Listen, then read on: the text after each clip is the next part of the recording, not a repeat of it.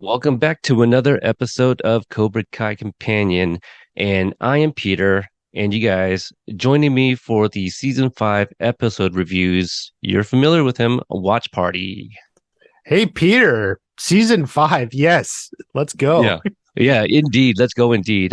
You know what? Like every season of Cobra Kai has been great, right? I think Absolutely. Yeah. after we binge it, we're excited. Do you remember how you felt about season 4 when that ended? Like after your first initial watch? Blown away. Obviously, it ended with the pseudo cliffhanger with Chozen. So you're just like, oh my God, what's happening next? Yeah. And I loved that season, and like it was my favorite season from season since season 1. And I was like, oh my God, it's got the magic back. Yeah. So and then it's just looking forward to season 5 already, because how could you not when Chosen's strolling up to Mr. Miyagi's grave for the Yeah. bow in his black clothes there. Right. And for those that are kind of just now finding this podcast, maybe you just finished up your binge and typed in Cobra Kai. But yeah, I have a full spoiler over 2 hour episode. If you want to check that out, we're going to get into individual episode reviews. The idea is weekly. In the last couple of seasons, it's taken me almost an entire season to get through it. You know, life gets in the way. But with season 4, I kind of remember like yeah, I did see it a couple weeks in advance, but I do remember kind of keeping an eye on our friends over at the Cobra Guys and also Are You Karate Kidding Me?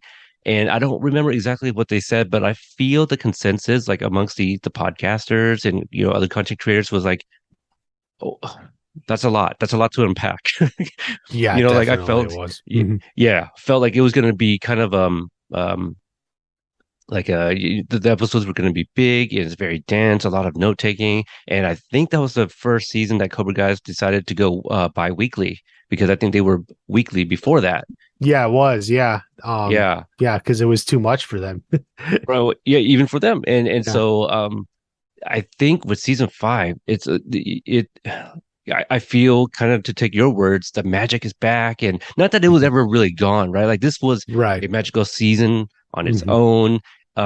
In my non-spoiler review, I mentioned that John, Josh, and Hayden, the creators of Cobra Kai, they took a back seat in writing and directing for the very first time, Hmm. and their fingerprints are all over it. But also, I feel like they obviously trust their writers and directors, and said, "You guys, have fun." You know, you do you and have fun. And I feel that's what season 5 is. You know, I just think back to like some of the lines from throughout the season, and I'm just like, before I feel certain lines would have felt really out of place, and for whatever reason, season 5 it just works. Yeah, they just land. Yeah. It really does. Like you probably saw this gif shared, especially like I think Amy has cut one of her own. It's where in episode 510 where I think Chosen and Mike have just jumped into the stretch limo, and then I think Johnny says something to the effect of like saddle up LaRusso and pats him on the ass.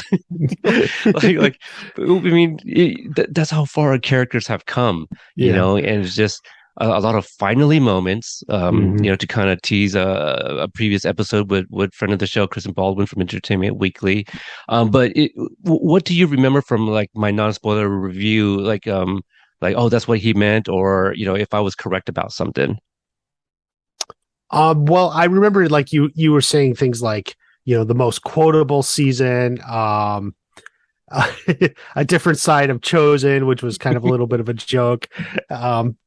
And just like bringing the action, I think is Yeah, kind of the things that were really jumped off from your non-spoiler review, and then just seeing it.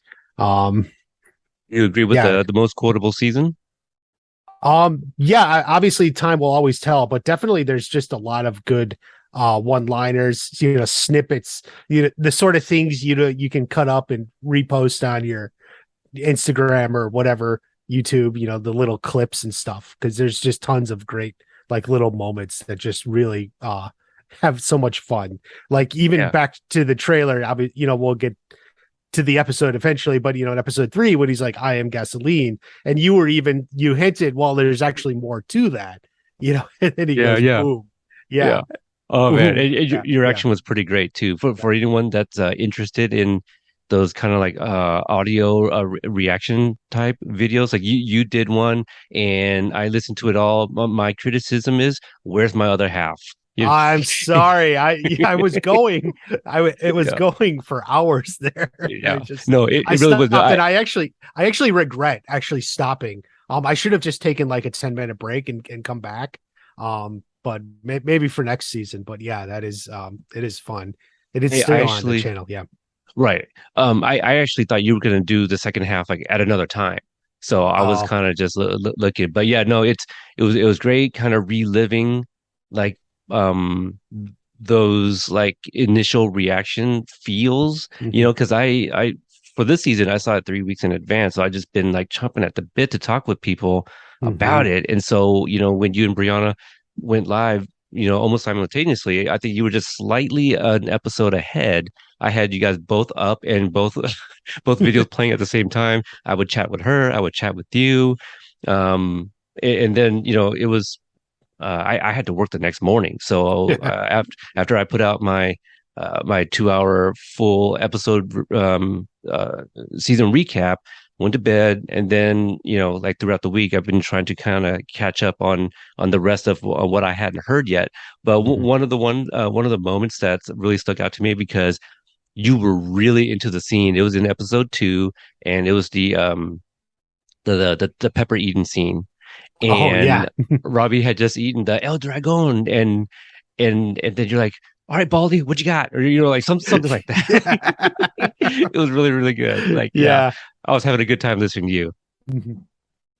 All right, so for those that again are just finding us, we'll get into a little synopsis that one of my admins from the Facebook group, her name is Amy. She writes the synopsis for each episode. We'll kind of break down scene by scene, give our thoughts, and at the end we got just a little bit of feedback, kind of a return to something that we did in the first couple seasons, and we kind of went away with it just because of the late night recordings and the episodes get really really long. I remember episodes were like north of 2 hours, under 3 hours because of the feedback.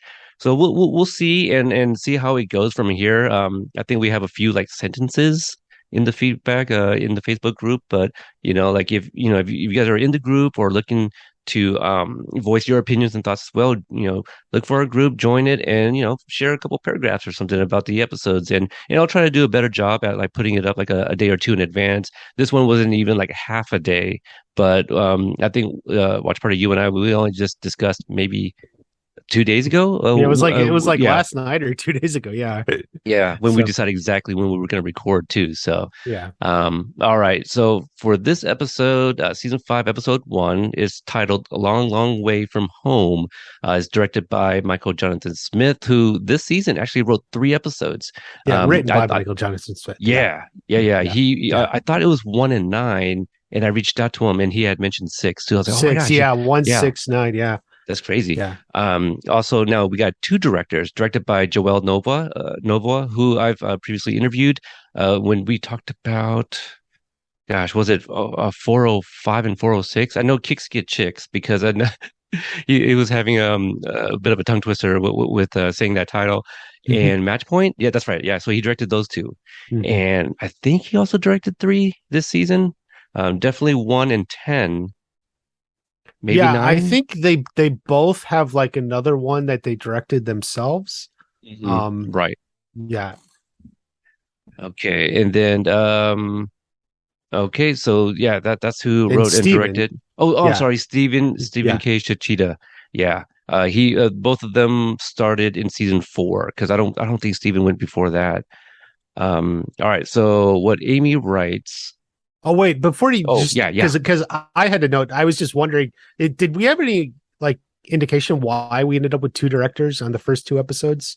I got some insight. I don't remember if it was on the recording or off mic.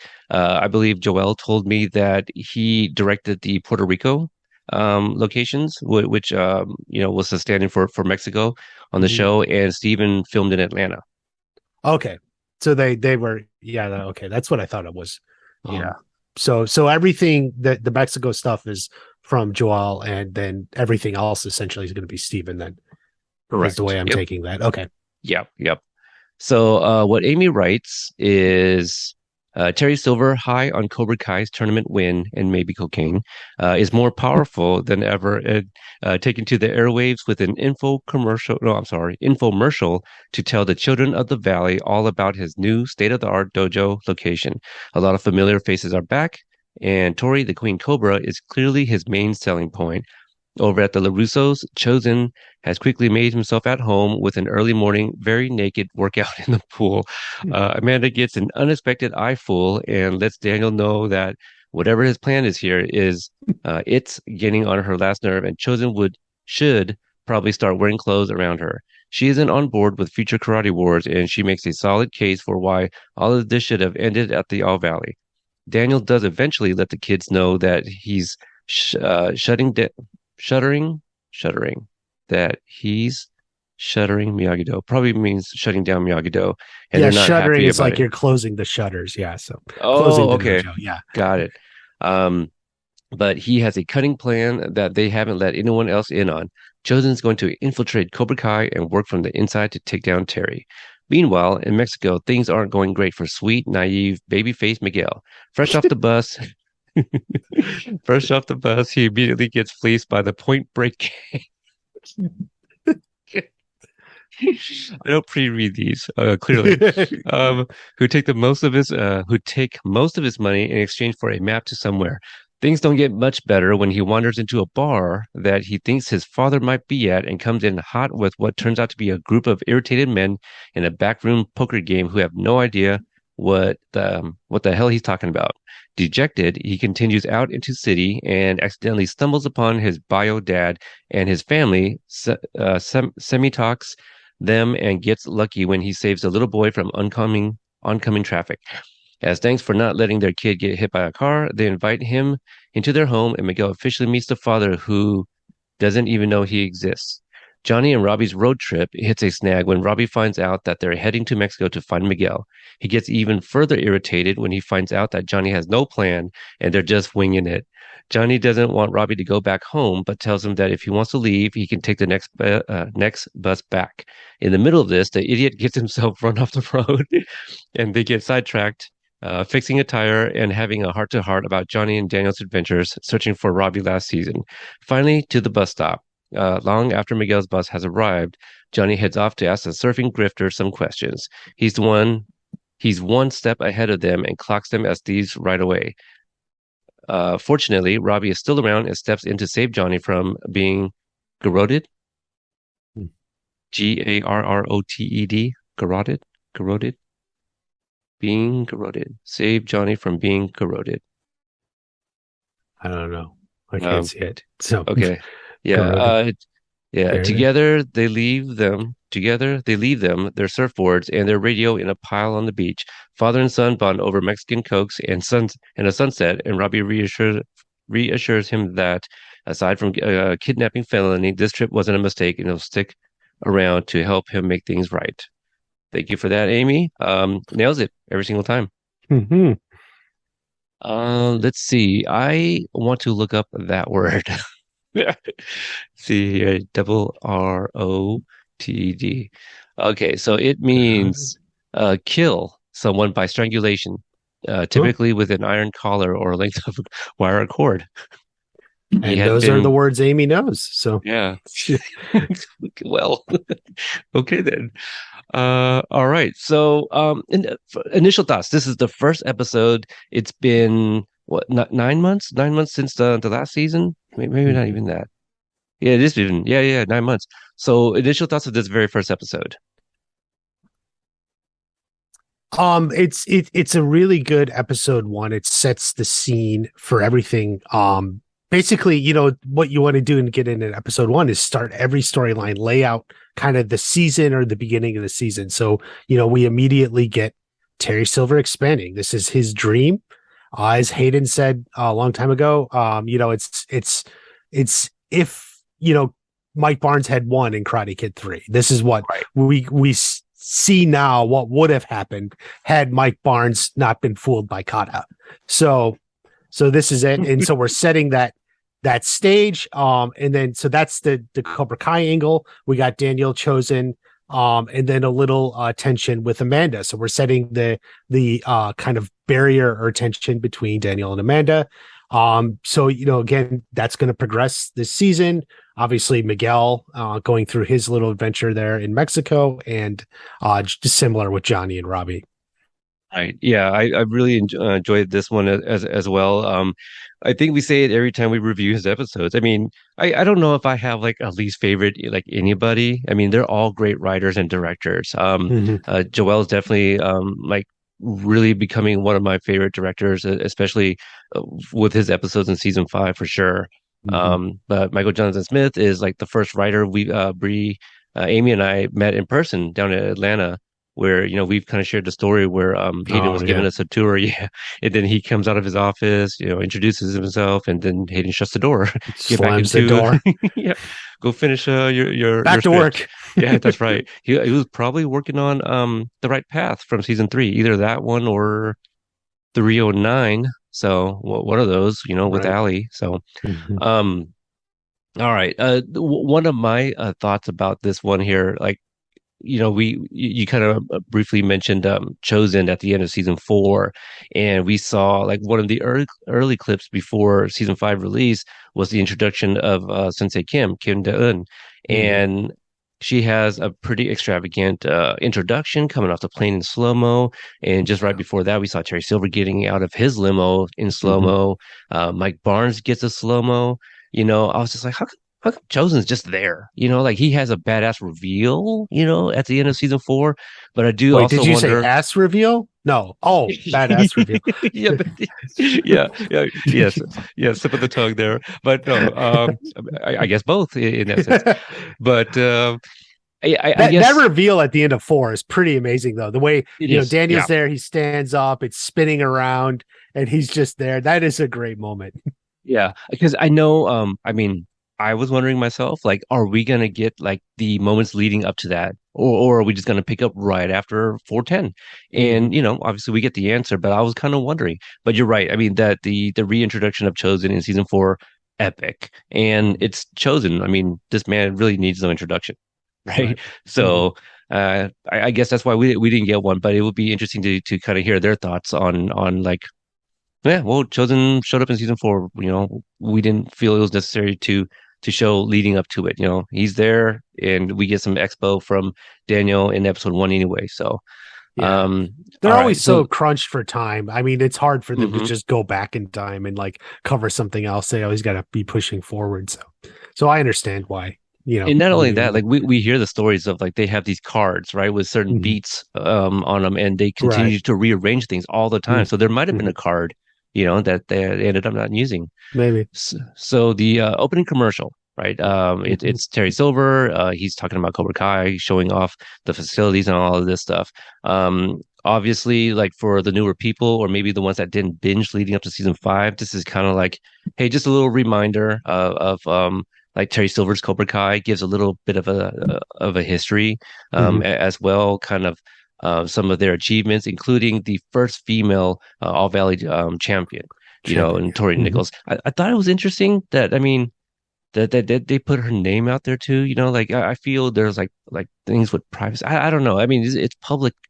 If it's public knowledge, I guess it's really not that big of a deal. But just to put her name out No, there, it's not I like don't know. she committed a crime. No, I guess you're Where it right. was weird was in season 3 when like they were saying these people have been arrested and stuff. Normally, like, and that was on the news, but this is an advertisement, so Mhm. um, they put her out there. So yeah. Yeah, I mean, and if you think about it, there's a lot of young women in the Cobra Mhm. Kai dojo, so maybe that was something that they were watching and were like, oh, Tori, okay, yeah, yeah, I want to be part of this. It's inclusive, right? Like something Piper had mentioned, which we don't see in this season, not Right. physically anyway.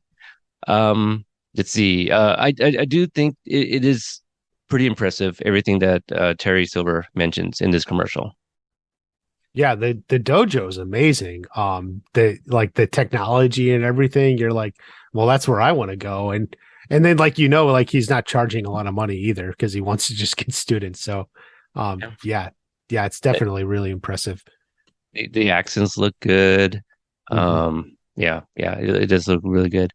We go to cut to Chosen swimming in the back of the LaRusso house. Amanda's cleaning up and finds herself picking up the towels and sees Chosen hanging out.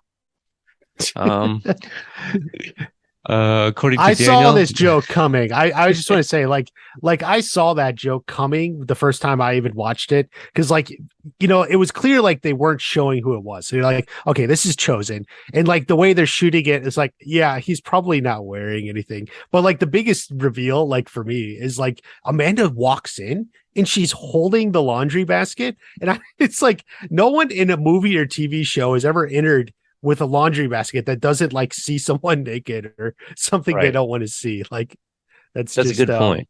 yeah. And Like once you see Amanda with the laundry basket, I'm like, okay, I know where this is going.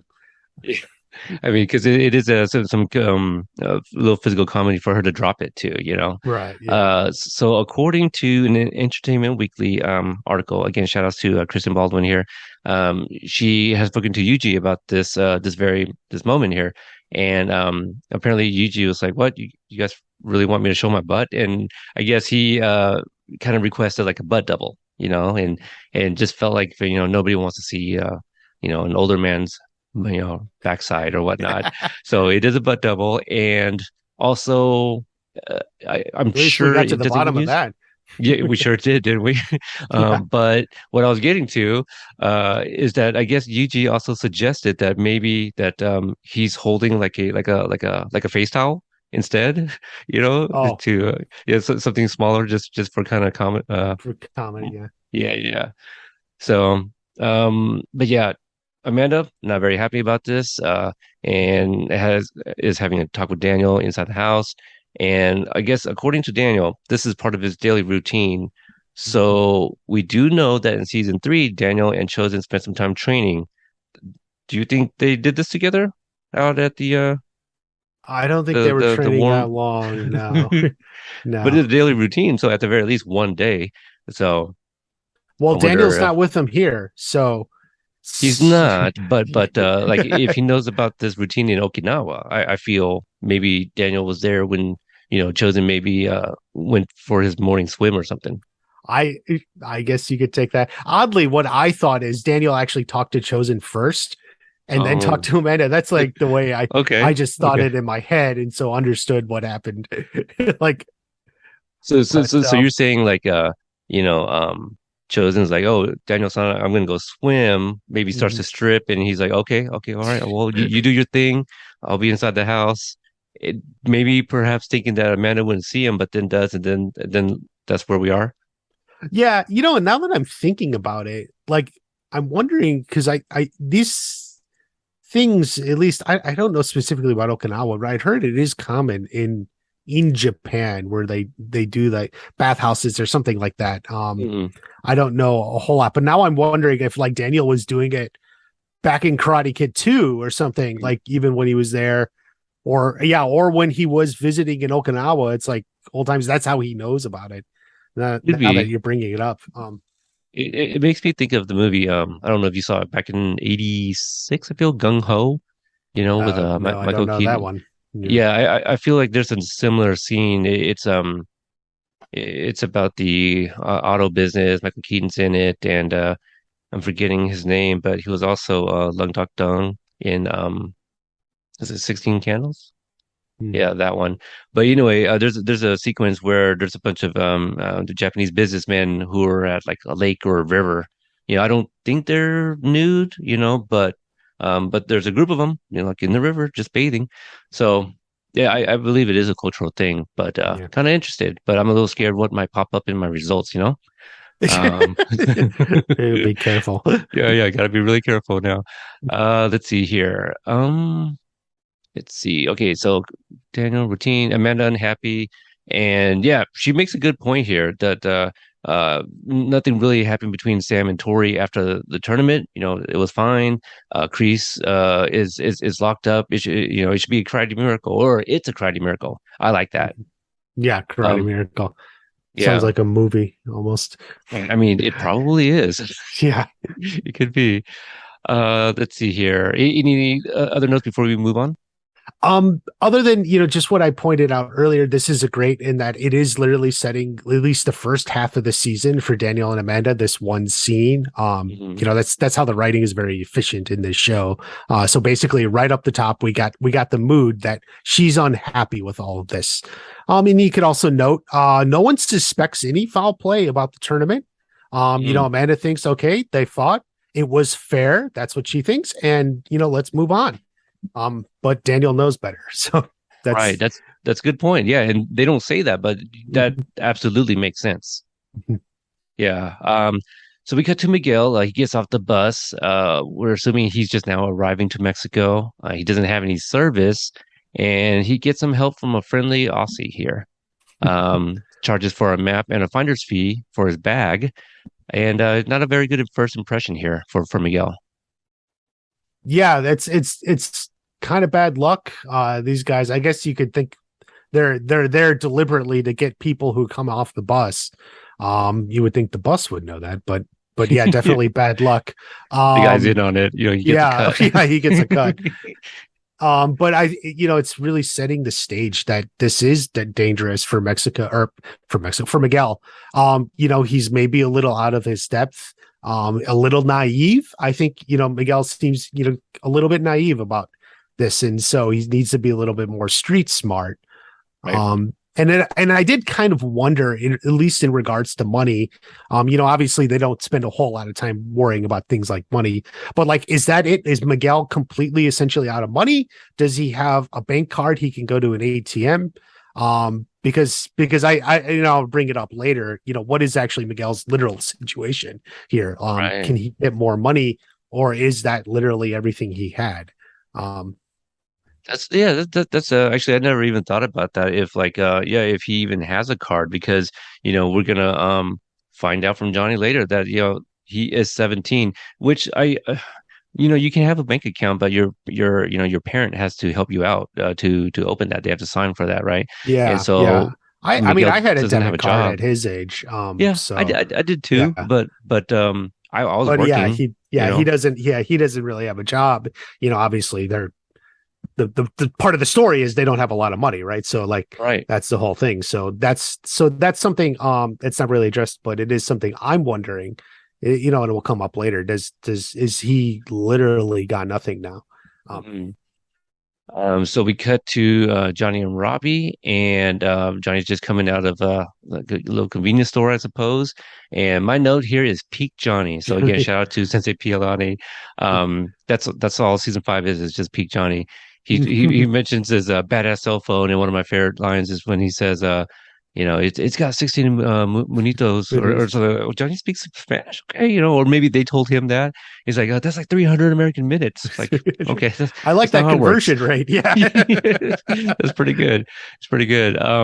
I do like that when he hands Robbie like the FBI shirts, he's like, "Oh, look at the back," and Robbie looks slightly amused. Yeah, that's actually maybe my favorite part of this scene here is that it's like Robbie and Johnny are bonding and they have something in common. Maybe they have a slight similar sense of humor, and stuff like yeah, that Robbie looks at it and is amused. He kind of smiles. Right? Definitely Yeah, yeah. I don't think he'd be smiling if he had learned about the Miguel news yet, right? correct. Yeah, Yeah. definitely. Let's see. We cut to Daniel at Miyagi-Do with some of the other students. Daniel's addressing them and congratulates Eli for the win at the All Valley previously. And he announces the closure, to which the kids are really unhappy. Dimitri mentions he'll have to get a summer job. Um, Mhm. they all leave, and at this point, Sam and Daniel have kind of a serious talk here, and she kind of takes the blame for everything for losing. Yeah, yeah. I think like the way really this whole scene is actually put together, it's really putting all the emphasis on Sam. As Daniel's talking, it's constantly cutting back to her, giving her reaction shots that, we, the audience, know that she lost and she's feeling the regret or everything.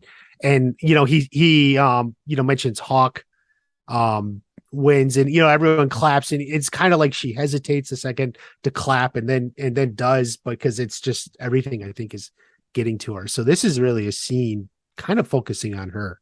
Um, hmm and actually not just this scene, but this whole episode, right? well, yeah, I mean a lot of it. Yeah, yeah, Oh yeah, yeah, and I also noted, so she doesn't want him to close the dojo, right. in considering where her arc goes after this, it's maybe worth noting she's starting the season 100% still invested in the karate war, right? She Right. says, he even when Daniel's telling her no, he can hurt kids, she says, I can fight, right? That's her line. And hmm so she wants to be on the front lines of the karate war. Right. So this is again where when we get future episodes, how Sam arcs out this season, we'll note that she's starting 100% into this war. Right. All in. She's all in Yeah, right now. she's all Yeah. in. So Daniel asks her to trust him and that it's not their fight, the kids. So and he also reassures her, that's why Chosen's here. But this is kind of like Daniel's like ascension into like what's going to be his fall in just a few episodes here. But yeah, he's starting to crack a little bit here. Yeah. Um, Well, he's let's putting it see. all on himself too. Right, I mean, well, he's got Chosen, but like he's trying to put it all on himself. right. Chosen's the enforcer, basically just to get his back because Mm-hmm. Johnny's gone. But Mm-hmm. but he does make that call before Johnny actually leaves. But I guess we don't know exactly what that discussion was like, right, between him and Johnny. And Johnny must have told him like, "Hey, Miguel's going to Mexico. I'm going to go." And it could because he does bring it up to Sam here, like with Johnny gone, I basically have to kind of take care of it. So. Right. Yeah, definitely. So Miguel goes to the shop. X marks the spot, and I put down Miguel meets a mini boss, who That's a good way to put it. yeah, Yeah. who thinks it's his dad, but he does quickly find out that it's not. Amy mentioned in her synopsis that there's a little poker game going on here, but Miguel gets Some sort of into card game. Is it? I don't know if it's yeah, poker, but yeah, true, it is a card game, but yeah, gets into a little fight, and Miguel is able to hold his own. Um, I the guy kind of embarrasses the cousin here. the He cousin, embarrasses yeah. yeah, the mini boss. This is a scene that kind of even still confuses me, because I don't know what our mini boss is like thinking, because at first when Miguel's walking in the room, the guy stops him. Hey, you can't come in here. And he's like, Right. no, let him in. And then like Miguel gives his name essentially. And then the guy's like, what, are you stupid? Get out of here. Like I thought, like what the heck happened? Like he went from, yeah, let him in, to get out. Are you stupid? I don't Yeah. really know. It's just kind Well, of like, yeah. Let's try to fill in the gaps a little bit. I mean, they're probably up to something, right? Well, maybe not up to something, but there's maybe not actively right now, but they probably their hands are dirty, right? do there's a you reason think that these guys are involved with his father? This is the other thing. mm, Like, hmm, is this actually, like, he looked up the address? You see it on his cell phone earlier, right? So this is like the address he found online or something. Like, and I was like, is this a decoy address? Is this like an address he uses as a business? I don't know. Like, and it's not really clear. And this is a little plot convenient. Miguel goes on and on and on, but he doesn't actually say, "Hey, I'm looking for Hector Salazar from Ecuador, the guy from Ecuador." Like he doesn't actually say that. He says everything else. So it's hmm. just like, I don't know. Do these guys actually know his dad? Who his dad Hey, is? so in season 4, we found out that Miguel looked up his father and knows where he is. Do we get anything that told us like an actual address? I was kind of under Yeah, the yeah. assumption that It's on the cell phone in the establishing shot. He's looking at his okay, cell phone because he has service not then. I guess so. Yeah, and he's like looking at it with the building. So it is in the establishing shot. okay, so perhaps that is somewhere that he needs to be then. I that's a good question to ask Michael for sure. Like if these, and I don't know if he'd answer that. you know, it, Mhm. depending on what the hell's going to go on in season 6. But if we think that maybe there's no connection, I was just thinking like these guys are like involved in something, and maybe this guy wanted to hear him out. Like, oh, is this one of my drops? Is this kid working for somebody that I know, kind of thing. So when he starts talking about like his mom and all this Yeah. stuff, this guy's like, no, get out of here. You're Get not who I out of thought here. you were. Yeah, maybe that's Mhm. what that is. That But that I mean that's yeah, that is like an explanation that would at least somehow point it out. But like I said, yeah, the fact that Miguel doesn't actually say I'm looking for Hector Salazar is like one of those, right, oh yeah. come on, man. Like Yeah, I almost thought that maybe he was also a Hector Salazar. yeah, that's another thing. But then like Miguel could be in the completely wrong city or something. So it's but then they don't they call him Hector? I think someone calls him Hector. I mean, I I guess think there so. could I be feel two I feel Hectors. right, Yeah. right. So yeah, it's just I don't know. Like I said in my review that I felt like some of the Mexico storyline, there's some like plot convenient things.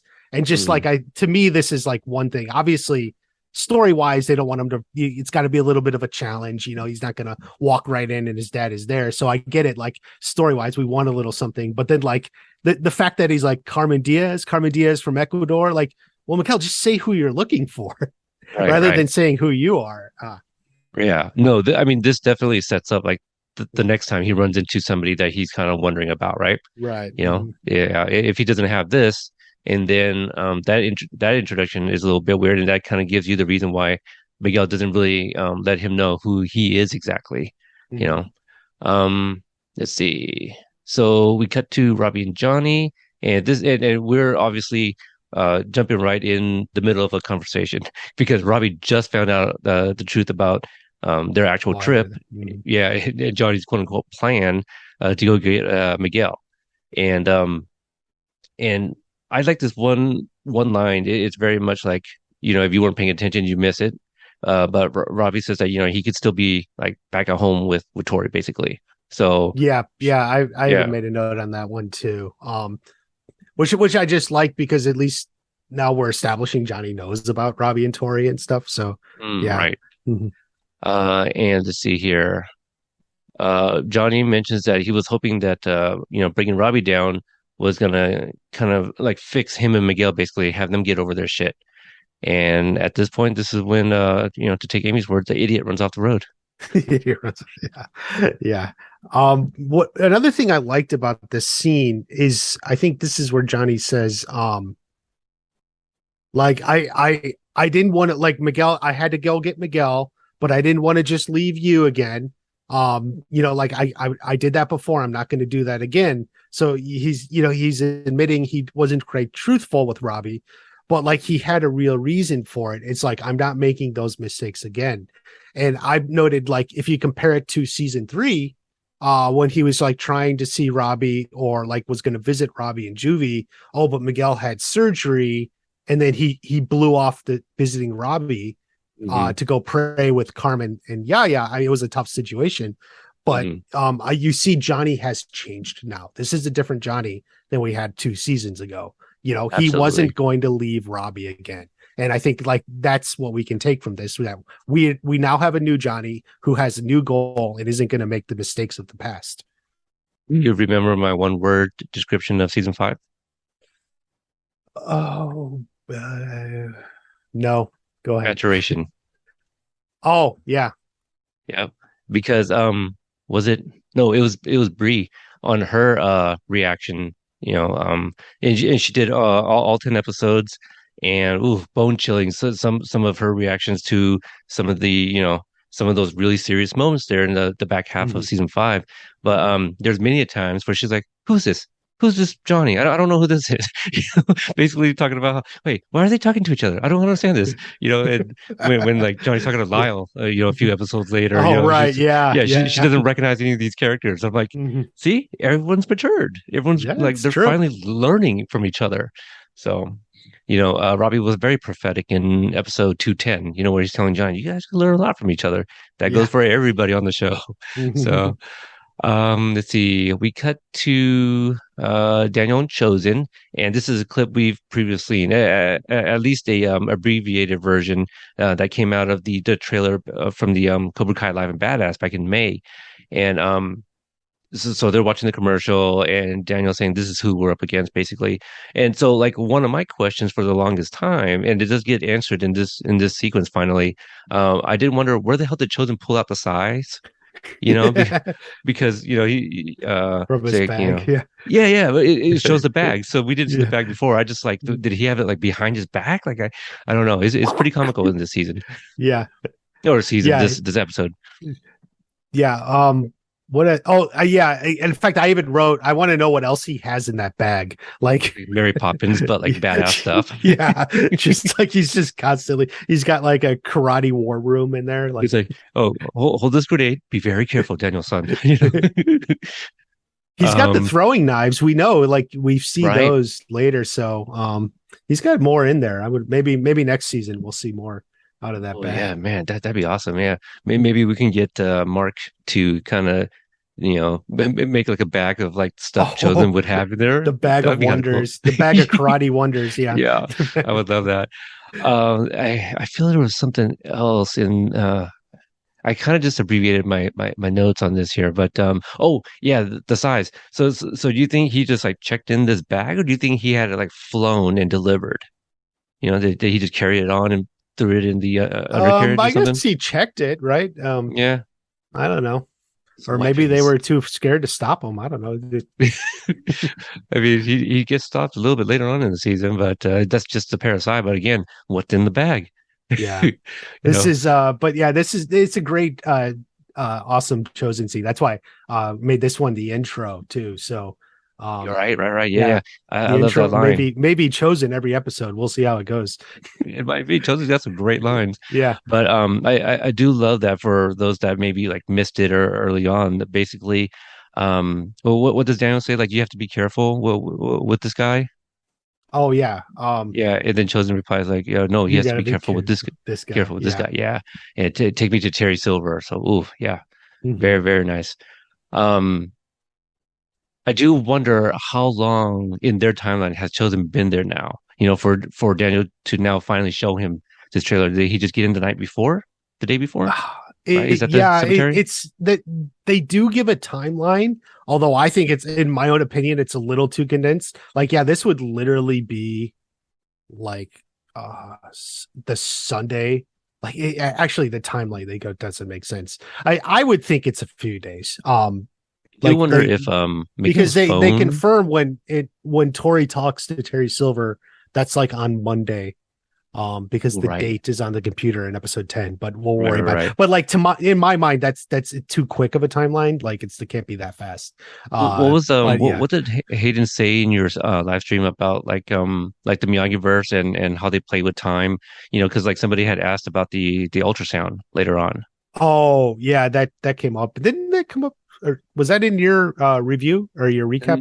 No, I feel that was your live stream. Oh, maybe it was, yeah, maybe it was. I don't even remember, but I yeah, well, think I think yeah. Hayden, they know sometimes the time doesn't make sense as we would compare it to our real world. So you just figure Yeah, the Miyagi verse, things kind of ebb and flow a little back and forth. It's absolutely. always a little Yeah, smooth. because someone asked about the ultrasound, saying like in this stage in the pregnancy, you shouldn't be able to see that.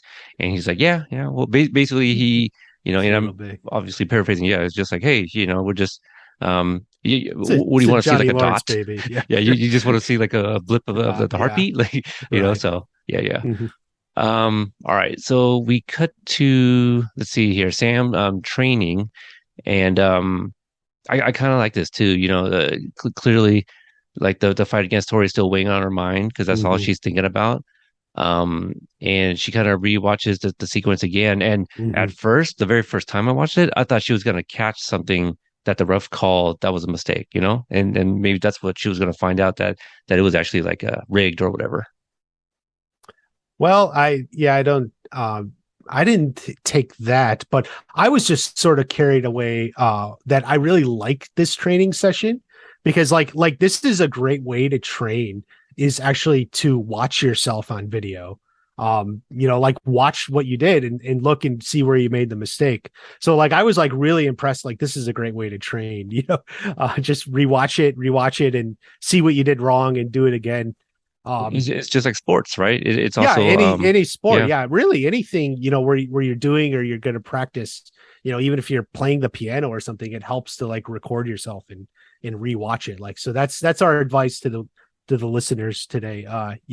Train like Sam, just rewatch yourself. So basically, Watch Party is saying film yourself and watch it, whatever it Yeah. is you want to film yourself doing. Um I don't know I over some for people's what it's head. worth, by the way, I searched YouTube for this video just out of curiosity. All Valley 2019 Girls Division Final Point. It's not up there. Oh So no, okay, they interesting. they missed. They could have uploaded it. And it would have been like a cool Easter egg or something. But I mean, not only that, now somebody else can upload their own video with that very title. Now they're yeah, going to get all these searches, yeah, and the clicks for that. Let's see here. Miguel calls Sam, and definitely not going well. They're kind of both on different pages here, and Sam yeah. unhappy that he walked out during her fight, and Miguel is kind of wondering why she's still like stuck on the whole karate thing when he's in Mexico, kind of doing this thing. Um, but what did you think about like Sam kind of like disconnecting the call? Yeah, the whole call, like for me, was kind of a shock in a way. And this is something, like there's a lot of people out there like who don't like making predictions. I've become known for like theorizing and predictions. And I know like some people don't understand why, but like this is a good example because you can predict something and be completely correct in your prediction and still be totally shocked and surprised when it happened.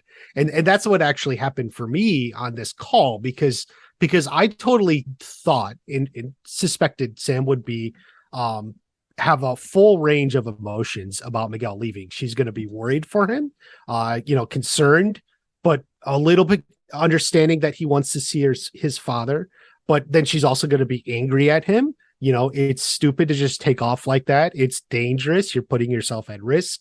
It's and then he lied to her, essentially leaving the tournament when she thought, he's essentially implied he would be out there, and he like lied to her. Right, So like I right. thought this was all gonna come up. These are very normal, they're human emotions, they're human reactions. I just didn't expect it would come up like this. And Right. the first thing she says essentially is, when he calls her, and there's a lot to think about this call. Uh, because yeah, like he's reaching out to her. I think it's really interesting to note that he's calling her and not his mom. Right. And it's something apparently, at least from the show, Sam doesn't consider. Like, is it that he wanted to talk to me? I think maybe he's a little scared to talk to his mom a little bit too, but he was reaching out to her. So yeah, so like it's for Sam, it's like timing is everything. So that's what I was thinking. Like all those things she feels make total sense, and I think Mm. were normal reactions, which is why I predicted it. But like calling when he's still in Mexico, he hasn't found his father yet. He's still in this dangerous situation. Probably wasn't the best time to bring Mhm. it up. Right. Yeah. And you mentioned him not calling Carmen. I do wonder if it's because like, well, he learned in season 4 that they're dating now, and there's a very possible chance that he is with her. So calling Carmen, he's not on. Well, I guess Johnny's kind of like in hot water with Miguel right now, right? Mm-hmm. For calling him Robbie in the drunken state, Mm-hmm. and in the way he was really aggressive during his coaching essentially during the Mm-hmm. tournament and all that, and just kind of not thinking about Miguel, but more so on his whole thing with Daniel. So yeah, I do like this, and I don't know if you have said it yet, but you've made a number of videos on the character of Sam in previous seasons. Where are you on her with season 5, or do you not want to maybe answer or review that yet in case you Well, make a video? I don't know. Sometimes I wonder. In fact, I think I even wrote in here somewhere that like I sometimes I feel like the writers occasionally do something like what they're doing here to kind of make Sam come off bad on purpose. Like she brings up all this stuff. Like, right here, maybe it wasn't the best time. And we, the audience, know, Miguel was robbed 2 hours earlier. He may not have a Right. place to stay tonight. Like I was saying, we don't know if he has access to more money. We know Miguel's going through all this, and then Sam is like, why did you leave the tournament? And then hangs up on him. So Right. Yeah, it's not a good definitely, color like, runner. I feel like, I feel like they did this in season 4 a couple times. They like to throw a few things in to get people riled up a little bit. What the heck is wrong with her? Like, don't Yeah. you realize he called you and not his mom? He's in a dangerous situation. Yeah, I mean, I guess that would be another good question. I mean, I think I would have brought this up anyway in the event I get to talk to Michael. But yeah, let's get some insight on this one. See, hear what the writers were kicking around in terms of, what would be said and why. So yeah, keeping an eye on any future Sam videos from you here. Um, let's see. And this is where Miguel overhears somebody say Hector, and he sees two men talking not too far away, and he goes after them. Anything there before you want to move along? I mean, if I have one complaint, well, maybe two, but Mm, about okay. Mexico, it is plot convenience. Like, how did he end up here right by his dad? It's not really clear. Like, he's just wandering the streets. I mean, we'll take it. I guess there's only so many minutes in the episode, but like, it's kind of like at this point, like, his one lead ended up being bogus. So where does he go from there? And that's kind of it was unclear. I wonder if there's actually a cut scene or something where maybe he had another address or something and was Oh, going well, that way. what if the X marks the spot? What if that's more kind of a like a general area, and yeah, Yeah, it conveniently could that be. there was Yeah, like 2 hectares. Yeah, yeah. Conveniently or bad luck, I guess, from Miguel's point of view. But right, yeah, right. I mean, I assume, yeah, it's just general spot or something, like, Yeah. which makes me think like the whole thing, like the address he found was like the decoy spot that was like nearby, but not where he actually lived. But we'll get a little bit further into that anyway, in a Mhm. moment. But so One of my favorite moments here, we got Johnny and Robbie fixing the van. Robbie finds out about the events in episode 302, mhm, where Johnny and Daniel go on a car chase and find out that there was actually somebody else driving the van and not Robbie.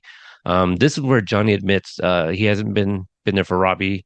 He also admits that he's failed Miguel, and he explains that he's the reason that Miguel even ran off in the first place, and mhm, that he's trying to fix the mistakes so that he doesn't have to live with regret, and tells Robbie that if Robbie's serious about making things right, to start with helping Miguel. And he reminds him that all they have is their fair share of regrets. mhm. What Robbie did to Miguel in episode 210. And this is where Johnny also calls Carmen, who gives him an update from what she just heard from Sam. Right, yeah. Yeah, I mean, I this is actually, like, I just wrote, this is a great scene. Great bonding, and like you said, Johnny's kind of the one who realizes he's got regrets and mistakes. And kind of points out that Robbie, he knows Robbie does too. So, um, Yeah, great bonding. Yeah. it really is. And also, I mentioned this in probably both the spoiler episode and also the finally moments, but Robbie really gives this look, like he's processing everything that Johnny just saying, kind of like what I just said about Brianna, like who is Mhm. this? Like Robbie's probably thinking the same thing, like who's this guy? He sounds like an actual dad Yeah, or like season one, a Robbie or parent. something would just storm off, or something like that. Yeah. Yeah. Yeah. Maybe he gets the first F-bomb of the season, Mhm. fuck you, dad, Right. or Mhm. something.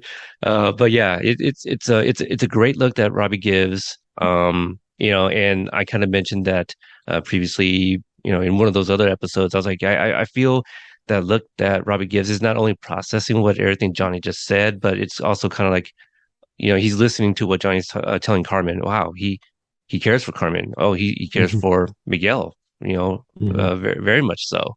So yeah, and I think he really believes him too. He's really buying into what Johnny just said. We got Daniel and Chozen.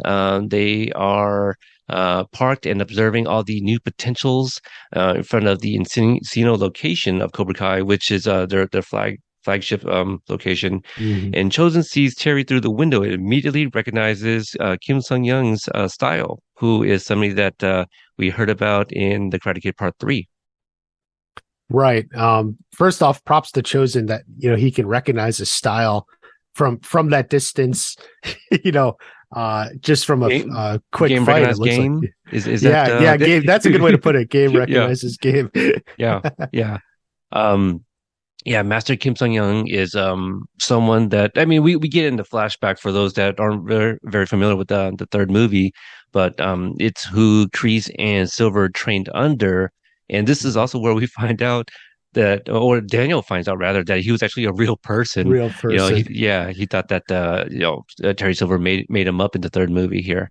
Um, Which I think is kind of funny and maybe even an Easter egg in itself. That like because I think Robert Mark came in just intended it to be mumble jumble, mm, but now the show is taking it and expanding it, into this big whole thing. So that's how I took that. Is like he's like I thought that was just something that was he made up. yeah, little meta, right? Like, because I Yeah, mean, yeah, I feel I was also in that in that boat. Like, I knew at least for me as a viewer, I felt like that man existed, but I never knew for sure, even up until like season 3, where I was kind of like waiting for little hints and stuff.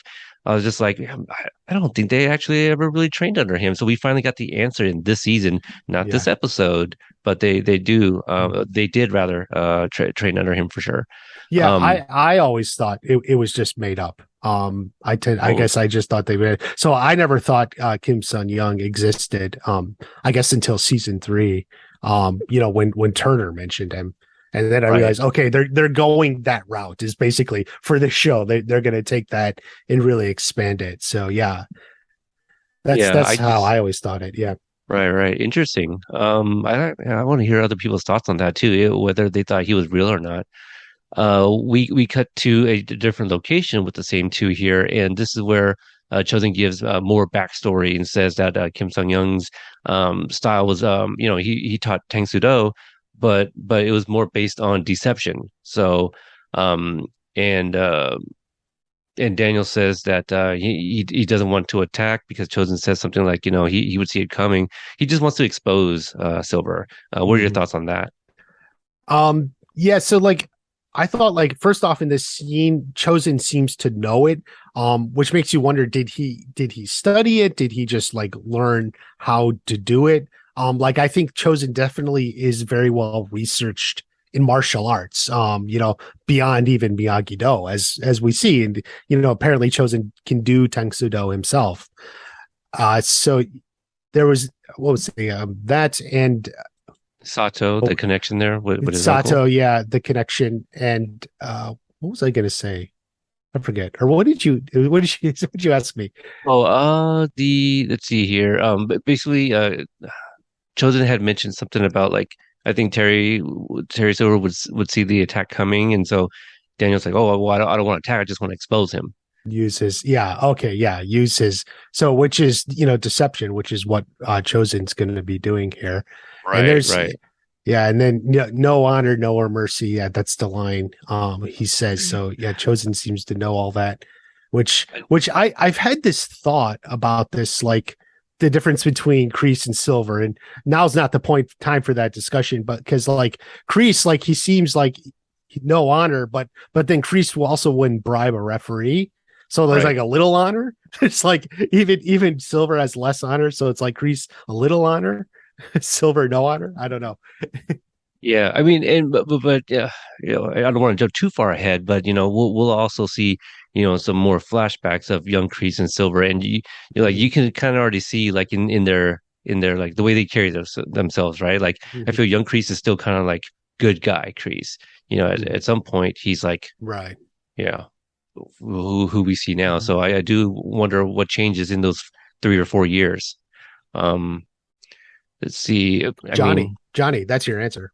He yeah, just yeah. met Johnny there. So I think maybe that's it. So Interesting. But the connection with Sato, Chosen had heard about Kim Sung Young from his uncle, who also taught American soldiers. And Hmm. I like the line too because like it wasn't needed to be addressed. It didn't need to be addressed, but they threw it in anyway. The fact that Daniel's like, oh, I'd never heard about him from Mr. Miyagi, but that's because Miyagi, just a reminder from Karate Kid Part Two, or at least that's where we would have learned it, that Miyagi left before the Cold War.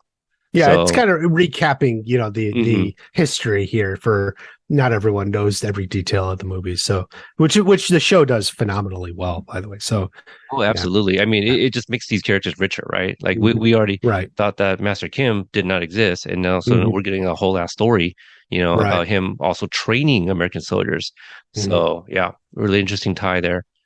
So we're assuming that like Sato and I mean, Chosen had something like what he hated Master Kim, or did he say he said something that Sato had some opinions on him because then Daniel said something like, "Oh, that sounds like Sato." Do you kind of remember what it Yeah. was? Not specifically this line. Maybe just No. he just didn't agree. Yeah. Maybe they didn't agree with It each was other's very methods, kind of thing. controversial. Like he says that, Right. like, yeah, like he was very controversial and, controversial how, Right. and I, then goes on. I Yeah. I do like the demonstration versus dialogue Yeah. instead. That's pretty good. Um, let's see here. Miguel is following his dad in this next sequence. And he's definitely keeping his distance. And he sees he kind of watches him talking with the townsfolk, and the guy really seems friendly. He also sees a woman and a young boy playing with a soccer ball. That catches up with him. And I think most of us assumed that was just like, probably the dad, his wife and their son, right? Yeah, I think the way the show is, most people would assume it. A lot of this kind of leaked last December. So if you saw it on the internet, you would have known it too. But yeah, I think like just Miguel, you get Miguel has that feeling almost, so he's kind of following him. Um, Right. I'll probably say, I mean, I have some more thoughts right now about kind of this, but because of what's coming in episode two, I'll just kind of wait to share more thoughts on that. Kind of maybe what's in Miguel's headspace. Um, but yeah, he's definitely keeping his distance just because we know how things were just with the other encounter with quote unquote, Hector mini boss. I don't mhm. know. Yeah, yeah. But oh no, okay, yeah. The little boy whose name is Luis. The soccer ball comes over to Miguel, then he talks to him, and I'm assuming Luis probably doesn't understand English. Is probably why he doesn't respond with his name or something. Oh, I didn't even realize, it didn't click in me that he didn't speak English. Like I just assumed, like, he was a little boy and didn't know him, so he just kind of like looked and ran away. Like Yeah. I was imagining a boy could do that, but then it occurred to me I didn't even think, oh wait, he Well, probably. you know what? He speaks Spanish to him. Never Oh, he mind. does. Okay. He does Okay. speak. Yeah, yeah, Okay, yeah, that's yeah. okay. That's why. Like yeah, I thought he was, because then I was going to say, why isn't he speak Spanish? Like, You know what? I'm an idiot because I watch everything with subtitles, and so oh like me yeah, reading the subtitles, I was just thinking that it was in English, but no, it is yeah, Spanish. it But is Spanish. so Stranger Danger, maybe that's probably what it is. Yeah, yeah. Like, I mean, I can Yeah. imagine a little boy just kind of like being like that, like Mm, they're in a crowd or something. One other point I just want to point out, like, definitely, we're getting Hector here. Seems to be just like a wonderful guy. He's friends with everyone, but like, it's also worth pointing out, like, he's apparently very well known in town. So mm. he's not a guy in hiding, because like if he's in hiding, he wouldn't be openly in this like market or whatever, this open air market, just shaking hands with everyone or something. So um I don't, yeah, I didn't know that, but it is something like he seems like he's not a guy in hiding, at least when he doesn't have to be or something. I don't know. Right, right. You know who else is usually not in hiding? Who's that? Terry Silver. I don't know if there's any Roomation parallels maybe, there. but not hiding. Yeah, right, right, right. Yeah. Let's see here. We cut to Johnny and Robbie.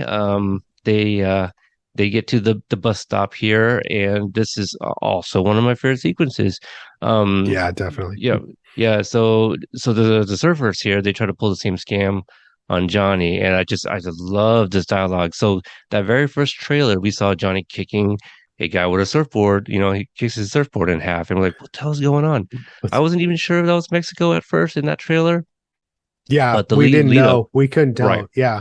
Yeah. So I like the exchange where, like Johnny feels like the guy going for his wallet, and then there's that whole discussion like, look, this could be the easy way or the fun way, and Johnny's like, I forgot what he retorts with, but I'm then gonna shove that uh, surfboard up your ass. Your friends are gonna be surfing you. yeah, and my note here is Johnny likes to threaten sticking things up people's butts Yeah. because what was the thing in season 4 that he tells Kreese like why don't you leave with your cricket partner or all of just something shove it up your ass sideways something like that. Shove it. Yeah, yeah, your bridge partner up your ass sideways. Yeah, something I like feel that. there's a third example. Like he's always talking about shoving something up your ass. A lot of I, ass shoving. What are you gonna that's say? a lot. Yeah, absolutely. Let's see here. And yeah, he's like, okay, the fun way. Yeah, the fun way. I love the way Johnny, the confidence in which he responds. Yeah, the fun way. Yeah, Let's do it. let's get it. Hmm. Let's get it right now. He means business for sure. Hmm. So yeah, it's a great fight. Robbie jumps in. Did you Robbie expect jumps that? in. Yeah. Hmm. Yeah, because just right before this scene here, the sequence rather, Johnny was basically telling Robbie, okay, hey, go ahead, take off. I didn't mean to drag you in this, and so I never thought that Robbie was going to leave, because I just thought that'd Yeah. be, I don't think anybody felt like he was going to leave, No. but were you Oh wait, I have a surprised? note on that though. He gives Okay. him $10 for drinks and snacks, and I'm like, $10 is not going to be enough money for a bunch of checks. I Johnny's feel got to like it cheap. would be. Well, you know Depends what? on how much you're going, but Yeah. it's theoretically it's a long bus ride, at least in the Oh, real I world, thought, not in the. okay. See, I thought you meant the $10 was just for like the concessions or snacks and whatnot, refreshments. Yeah. I didn't think that was actually like for the bus ride as well. No, it's not. It's not. He gave him the ticket and he's like, here's $10 or Uh, $10 for drinks and snacks. I feel I that don't the know. $10 might go a long way though. Like I don't know Well, the conversion, and I've never been yet. I will be going like next month to Mexico, so we'll see. But hmm, I feel like you can get a lot with $10, perhaps. maybe. Yeah, well, I'm sure somebody will let us know. Let's see here. But anyway, this is yeah, Yeah. it's a great fight. You know what makes it such an extra special fight is like so often when we have like we'll call them random goons or something in for a fight, like the chop shop in season 3 or something, they just show up that scene. But like this one, these guys were established. They robbed Miguel, so we like hate him extra more. like Yeah, right. so that I think it makes the fight all the more enjoyable. Oh, Um, absolutely. You're kind of rooting for Johnny even more, yeah, right? Like, right. yeah, yeah. Make sure that you get all of them. Mhm. And after the two of them take them down, and um, yeah, that's pretty much it. I don't want to take your note here. You wrote down a quote here from Johnny. Oh, adios, dickheads. Yeah. Yeah, I've So actually missed that line. I think the first few times I only caught it when I was rewatching it with the subtitles. But I okay, really liked that. Yeah, so you don't always watch with subtitles then. yeah. Usually, I don't. At least like the first time, I just Mm. watch it, and then like for this or well, I'll go back through with the subtitles to for stuff like that. Anything I've missed. Oh yeah.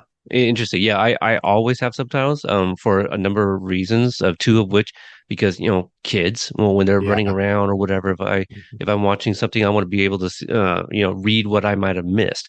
But Right. also if I'm watching something late at night, I don't have the volume up too loud, and Mhm. so I would need the subtitles on to just make sure that if anybody's whispering or whatever, I'd be able to kind of read what was just said. Right. So Mhm. you get used to it. Yeah, I mean, So I have a lot of my family. I know a lot of people who watch with subtitles. So, yeah, yeah. I think we're a household of subtitle watchers, Mhm. or readers. Rather. Mhm. So we cut to back to Miguel. He saves little Luis here from getting hit. This Mhm. is the introduction to Hector and Maria, and for to thank him for saving Luis, they invite him to dinner, and he seems very friendly. This Hector guy. Yeah, absolutely. Which is, it's just something I just thought like the way they were going to do. We were previously thought his dad was a very bad man. So, of course, we'll see him as just this wonderful, friendly, unbelievable, nice guy. Yeah. Yeah. And Mhm. I understand, I empathize with Miguel's like hesitation. Like when he's at the moment and realizes yes, it is his dad. Then he doesn't say anything. Like you're right. I do get the hesitation and love the performances from all of them here. Yeah, absolutely. I love like how privy, I guess privy Hector is to like Miguel's accent. You know, he kind of points it out that you know he basically has like an American accent. Um, But that that's what I didn't get because I thought Miguel, since he learned from his mom and grandma, he's not like a native English speaker who learned Spanish as a second language, and you would have an accent. He would be speaking without an accent, right? mm, Like a fluent, yeah. right. Well, I mean, English is my second language, Mhm. and I grew up speaking Lao, but I feel even my native tongue, I feel like I have a quote unquote like American accent to it, you know? Like I don't Yeah, feel even though it was my first language, learning that I don't feel like I speak it with an accent that would sound like really authentic, especially since I have gotten older and it's become more like broken English, or broken Lao rather. Like I mix, you know, English and Lao together. Um, so yeah, I could see that, you know, I and guess, yeah. you know, perhaps like Carmen and Yaya, you know, speak Spanish. Well, Yaya definitely Yeah, speaks Spanish they at speak home, Spanish in their home. Yeah, right? so And he so responds in English, so like it might be one of those situations like he doesn't use it that often, and so like when he does speak it, like you know, it's the way he speaks that doesn't come off too natural, you know, and so maybe Hector picks up on that. It's like, oh, you know, like there's an accent, or you know, there's a certain sound to your Spanish. yeah, I guess I guess it does just depend. Because I've known so many people like who grew up as first generation speaking one language and then learning English. And I guess as I'm thinking through, like some can speak their native language or original language, essentially without an accent. I guess some do. It's more of a more of an Americanized version. I guess Hmm. it depends. Right. Yeah. Yeah. I would say it depends. I mean, it's I all about who you're around growing up and all Yeah. that stuff too. And Yeah. I don't know enough about Spanish if Ecuadorian Spanish is different than Mexican. So is it also just a way that he doesn't pick up that Miguel sounds like he's from Ecuador too? Like Mm. that would just be like a plot thing, like so that he doesn't figure it out. But then that would be familiar to him, right? Having come from there with Carmen. Yeah, but if Hector picked up it was Ecuadorian, then he would He would know. have said that, right? Right. Yeah, he would have said Instead of it American. and then Mhm. brought that up, and then that now, yeah, now he knows, this is his son or Right. something. Right. It would go that way. So it's almost like a plot thing, to Hmm. keep it, that from happening. Right. Right. Let's see. And do you have any other notes before we move on? It's pretty simple. You know, like I would definitely take that invite too. I do like the line.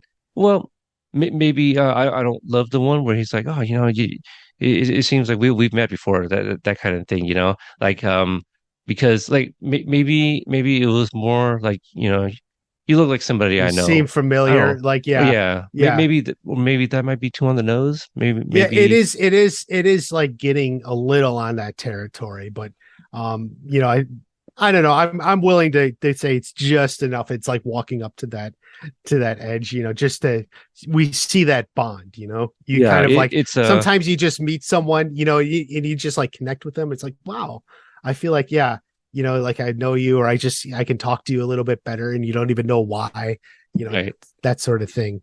Yeah, I do like that, and I love the word that you use, connected.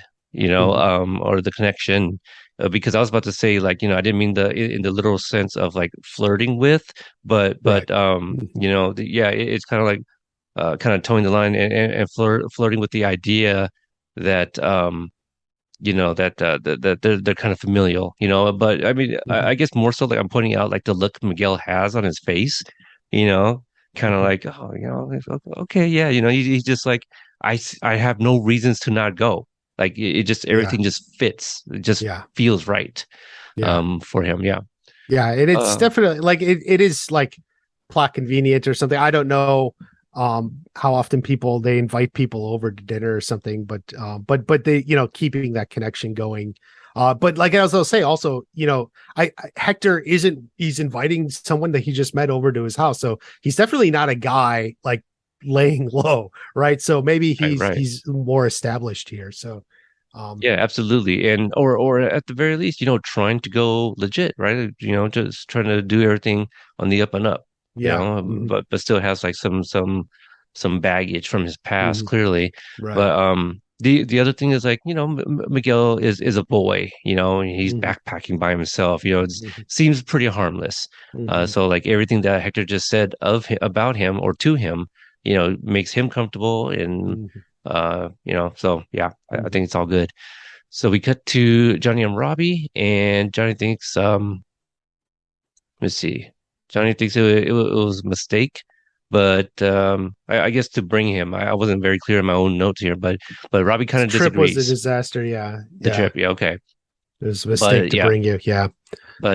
Robbie decides to stay and says that he's going to try to make things right, or says that Johnny is trying to make things right, and he just wants to help, and they hug and do a little cheers with the beer, their drinks. Yeah. Like I really like this. It's a completion of their episode one arc here, and really the show up to this point. Like it's like we're reaching this point, and now we're gonna go in a different way with Johnny and Robbie. So really we've had now 4 seasons in one episode of story between Johnny and Robbie that's really taking a different turn from here. That's a The great way to look at it. Like the in Anthony terms, is like they just completed level one, right? So yeah, so now yeah, now yeah, into the next level, start all over, with new journey. yeah. Yeah, I like that. I guess I never really thought about that, but also the framing of it, kind of hmm also solidifies that too. I feel like yeah, that hmm looks like an actual end. hmm And what is some of the dialogue here going on with the Silver kind of voiceover here. Well, this is like Silver's speech. I think he's that we heard a lot in the trailer. Um, you know, Competition has closed up shop. The All Valley looks to us to lead the way. Sort of that. He's talking and it's cutting. So then we got like Johnny and Robbie. They're Daniel's throwing, driving. Yep. closing down Miyagi Do. Um, and this is the beginning. So it's obviously it's the speech to the senseis that he's hiring. Right. Um, Yeah, a lot going on, like the Johnny and Robbie thing. Like there's establishing something that's going to come up in episode two. Where Robbie's like offering him, this little snack or something, right? So right. Yeah. we're gonna see that. So hmm they're setting that hmm up. Miguel's having dinner with the family. With the family. Yeah. Yep, and like you said, Silver's addressing the new senseis. Um, yeah, so that was interesting. Do you remember what your thought was initially when you saw Chosen there? Um, well, we knew this was happening from the trailer, so part of it, like we knew, but like we always don't know when. But yeah, yeah. So like thinking about Chosen as like the infiltration, and it's something like I thought would happen, and it ties in with the scene earlier, deception, and he's going to use his tactics against him. So I think this was even Chosen's idea. Oh, Um, absolutely. Take yeah, me to Terry Silver. Like yeah, he's got this all planned out. Like yeah. that's why I want to know what the hell happened after Karate Kid 2, because I don't think that happened like during or before it, right? Like Chosen No. has done this before for him to be that confident, hmm to talk about take me to Terry Silver. Not hmm like all right, let's go stake him out again. Like no, like take me. I am gonna go in there. Like I have this idea. It's this is not cakewalk, but this is routine for him, right? Like to take hmm what Daniel said earlier, like he's just going through his routine. This is what Chosen does, hmm apparently.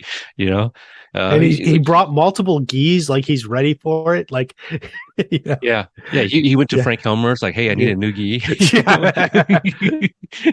Yeah, so yeah, the turnaround, like maybe you're right. Maybe he already had that, and maybe this is like his undercover gi.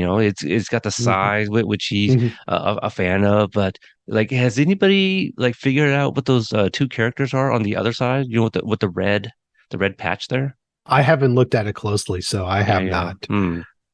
I do wonder if anyone's picked up on that yet. And yeah, we should try to find that out. I wonder, maybe you know what? Maybe this is like Sensei Joe, or something like that. Yeah. But that's pretty much it on that. Do you have any other notes on the It's final just sequence there? it's an ominous end is how I wrote it. Yeah, it's just like it's like an ominous end.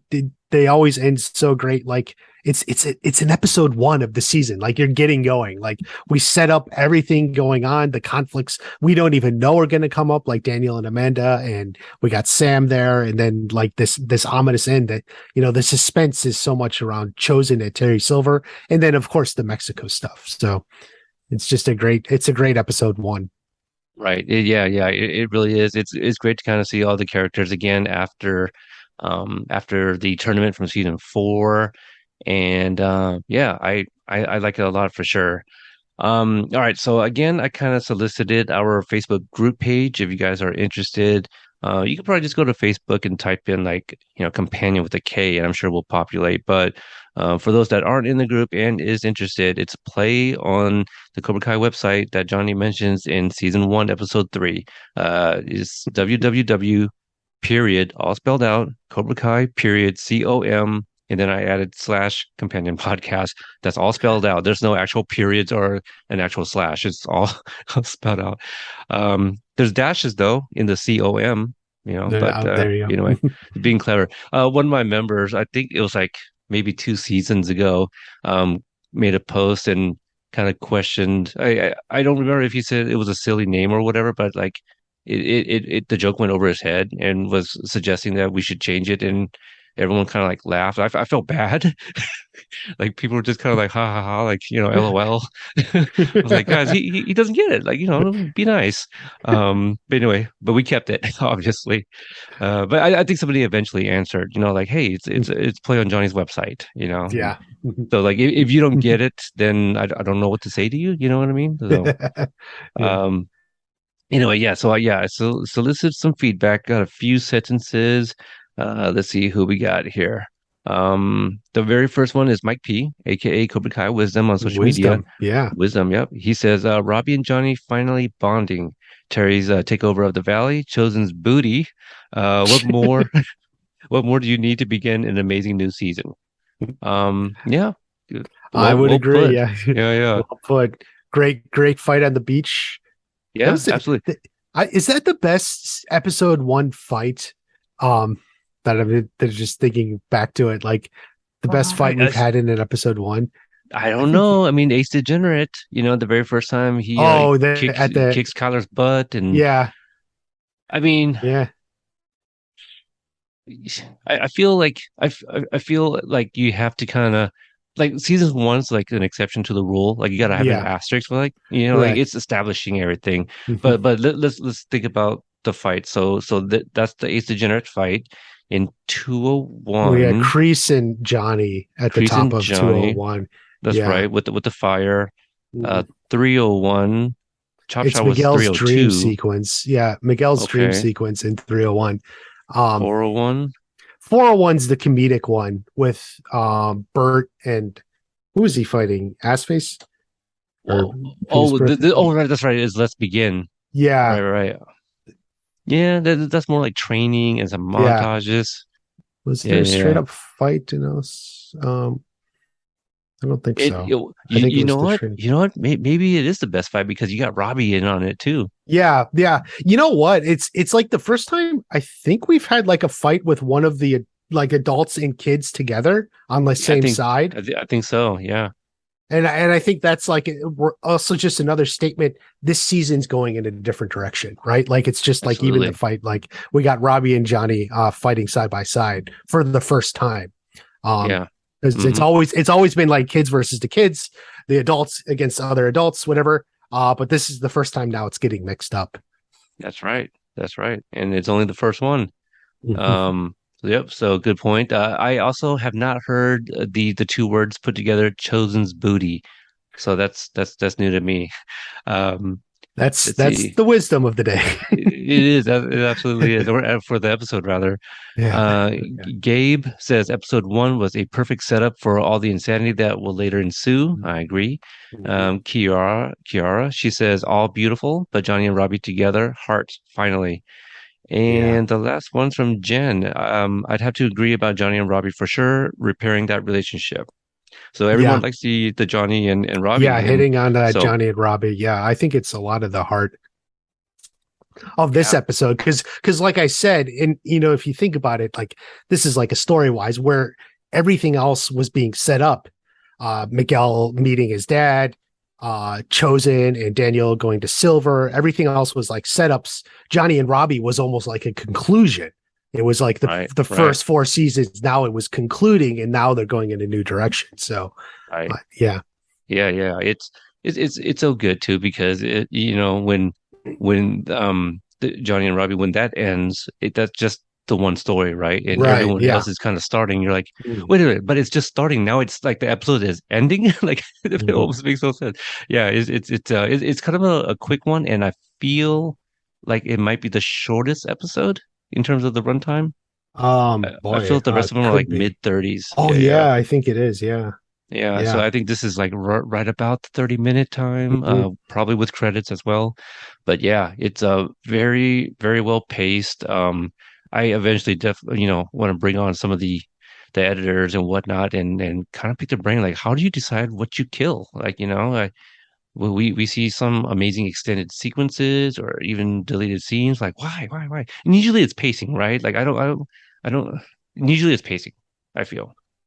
There is one Yeah. moment that Mm-hmm. Michael Jonathan Smith. He talks about in 409 when Dimitri goes up to do the weapons demonstration. He has the commas, and Oh yeah. Kyler mentions something like, "Oh, it looks like two dildos," or Dildos. Yeah. Mhm. Yeah. and then he does his thing, walks off stage, and says, "They're commas." Period. And so like that, like I understand why they probably took that out, because it kind of makes it stagnant a little bit there, when you should be just kind of moving and flowing a little bit more Yeah. in of a kind of a tournament montage sequence. So, Right. Keep that flow. mhm. So great episode. Thank you for those that left the feedback. So for those listening and want to, kind of chime in and give like more thoughts on kind of what happened, try joining the group. Or if you're in the group, leave the feedback. And again, that's going to be a little discipline on my end to try to give you guys at least a day. Hopefully two. That would be more ideal. But as soon as we figure out Watch Party, you and I, when we figure out Mhm. like a time to record, I'll try to get that up like sooner than later, obviously. But yeah, thanks for joining me on this first episode. Obviously, you're going to be doing the entire season five, Mhm. but like you were my first choice to go to. Like one of the things that you've done for me that I'm never going to forget. A very personal project of mine, the Miyagi video, the Mind of a Yeah. Soldier. Yeah. Mhm. Yeah. It was just the your words of saying that you would agreed to doing the project because you wanted to see it too, Mhm. and just Yeah. just you saying that, like the idea of this Miyagi video, that you were interested in kind of seeing the final product, that meant a lot to me. Mhm. So yeah, we definitely appreciate you, and thank you for coming on to do this. So for those that want to check out some of your videos, I don't know if you actually have a schedule, but you do, like at the very least, like a Sunday live streams too. So why don't you talk about your channel, what people kind of expect, and if should they want to check it out, and where can they find you? Thank you. For those of you who didn't know, maybe you're new listeners or had never actually checked it out, that Watch Party is actually the name of my YouTube channel. So yeah, it's on YouTube. Yeah, like as far as like videos, I don't do a regular schedule. Usually I try to just get videos out as soon as I can is the Yeah, schedule. But just yeah, like there me. is at the very least a weekly live stream. Let's see, that would be it. Usually I try to have it at 3:30 p.m. in the afternoon on Sundays. That's Eastern time, 3:30 Eastern time, 2:30 Central, 1:30 Mountain, 12:30 in the Pacific. That's the United States, of course. So Right. but it's great. We do have people literally from all over the world. People from Australia, people from Europe. who stop in. So yeah, figure out the time zone. But yeah, 3:30 Eastern time, 12:30 Pacific on Sundays. I try to do stream usually for at least an hour. Depends on how it goes. I may be doing a little bit more. Actually, I kind of want to still do a little bit more just to still talk about season 5 and as well as dropping videos. I put out a season review. So if you want to know my season review, my season 5 review, it's on the channel. It should be prominently displayed there. So you can go to the channel and just, if you want to just get my whole season review in one go. That's it. And I'm also then on Twitter and Instagram just to sort of be in the part of the community at WatchParty1. All right, the number one for you guys One, that, yeah. that want to give him a follow. Yeah, you and Ken Cole are like, I feel like the only two that like reference, like the like some of our interviews and things like that. So I do appreciate that too. You guys giving credit where credit is due. So and again, if you guys are a newer listener, if social media is your thing, I am on Twitter at Cobra Kai Pod and on Instagram at Cobra Kai Companion spelled with a K. That's also the website if you want to check it out. We have all the interviews with cast and crew from the Cobra Kai show and the Karate Kid movies. At least one character from each of those movies, including Michael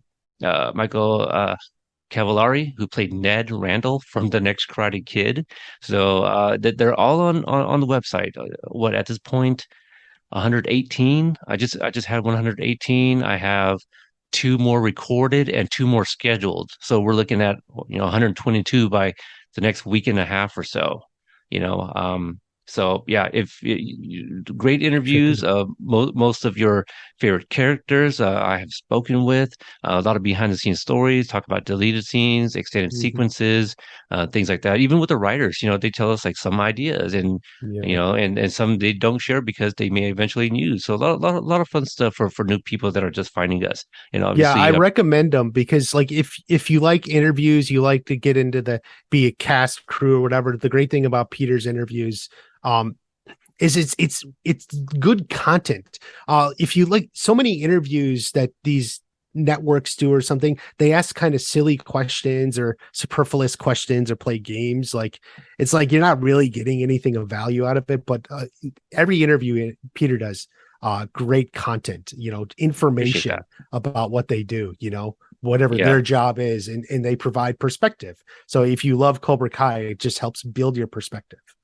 Yeah, absolutely. I mean, I've always been a fan of like those behind the scene type shows. Like I've Mhm. often referenced on this podcast myself the movie Magic.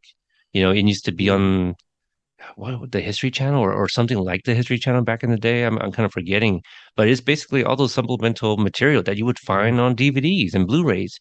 Yeah. All the behind the scenes look, and so we get them. To take something you like to use with John Hurwitz, so horse's mouth. Like we get the people working on the show sharing their stories and fun tidbits and stuff like that. So, let's see who do we have coming up. We have hell, why not? It's the first episode of season 5. Why not? I'll throw out some names that we got the two that already got recorded. I have Owen Harn, who plays Gabriel. He played a part in Crease's Jailbreak, if you catch my drift there. Also recorded is AJ Hicks, OG of the new class, rather, OG Cobra since season 1. So we talked about Oh. a lot of the big sequences in every single season, so that's a lot of fun.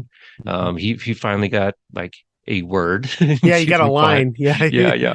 So let's see here. Two more that are scheduled. Gianni DiCenzo will be making his return. Sounds great. Vanessa Rubio will be making her return. We got some big questions to ask her. Um, Definitely. yeah, not scheduled yet. To make a return is also Julia Macchio. So we spoke with her beginning of season 4. And let's see who else. You know what? That's enough. That's That's enough a tease. Yeah, that's for episode one tease. Yeah, there you go. yeah. So all right. Again, you guys, thanks for checking out the show. Again, if you're newer, I do hope you guys go check out the back catalog. If you want to interact on social media, I'm pretty active, and so is Watch Party. We're both mainly on Twitter And Instagram, we're definitely posting things up there too. So until the next episode, I'm looking for a kid, 17, Ecuadorian, slight build, but we're working on that.